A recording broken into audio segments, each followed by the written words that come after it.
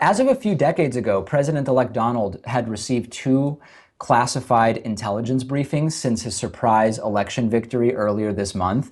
And the initial reaction is, oh, wow, this guy is being trusted with sensitive information. That's horrible. That's a correct reaction. But after that, your second reaction should be, wait a second, 3 weeks as president-elect and only two of these intelligence briefings? That sounds sort of strange. And it is. Current and former U.S. officials said that this is by far a lower frequency than any prior president-elect with regard to these classified intelligence briefings. A senior U.S. official who receives the same briefing delivered to President Obama every day said that if Donald Trump were to put a little time into receiving these briefings, it might help him to get up to speed on what's going on in the world. And we know Trump needs as much time as he can get to get up to speed on world events.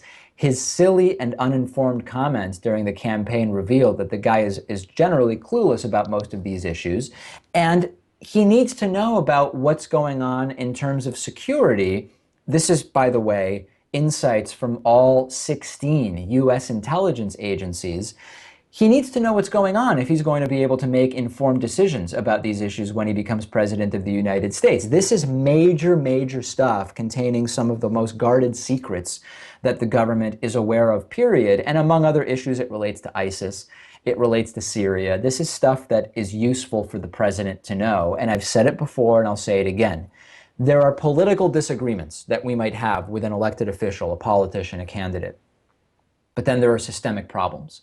Conflicts of interest and using the presidency to create a real-world kleptocracy through padding your pockets with real estate deals, that should go beyond political issues, and that's an issue with Donald Trump.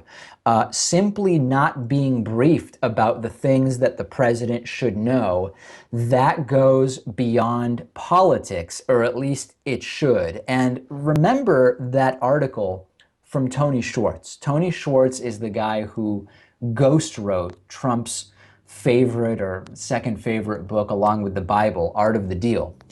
And Tony Schwartz said, listen, Donald Trump has no attention span. I would be shocked if Donald Trump read an entire book in the last 40 years. The TV is always on in the background for Trump, and if anything happens, he gets distracted like a bird when a shiny piece of tinsel goes by in the background. The guy has no attention span or ability to really focus. I believe that that's what President Obama was referring to when he said at some point after his meeting with President-elect Donald, he is in, I'm paraphrasing, but he is very quickly going to figure out that there are some major demands here and what is required of people in this position.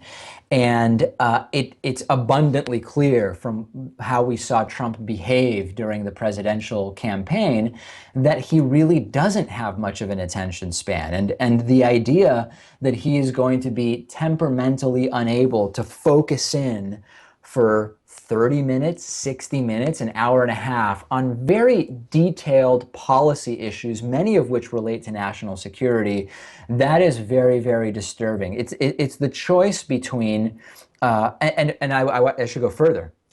Mike Pence has been receiving regularly the daily briefings, and there are those who are suggesting that this hints at what we've already suspected, which is Trump will be sort of a figurehead who is thirsty for the power of the presidency, but Vice President-elect Mike Pence is actually going to be running day-to-day operations, and that's no victory for progressives because it's sort of the choice between the clueless buffoon making the calls or the dangerous religious right ideologue who wanted funeral services for miscarried fetuses in the state of Indiana.